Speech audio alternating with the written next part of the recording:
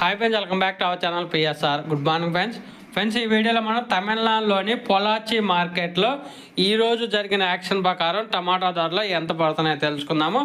ఈరోజు డేట్ వచ్చేసి 11వ తారీఖు 9వ నెల 2024 సంవత్సరం. ఇక్కడ పొలాచి మార్కెట్లో అయితే 15 కేజీల బాక్సులు ఉంటాయి. ధర చూసుకుంటే ఈ థర్డ్ క్వాలిటీ టమాటా 50 రూపాయల నుంచి 120 రూపాయల దాకా కొనుగోలు చేస్తున్నారు. 50 రూపీస్ టు 120 రూపీస్ దాకా కొనుగోలు చేస్తున్నారు థర్డ్ రకం.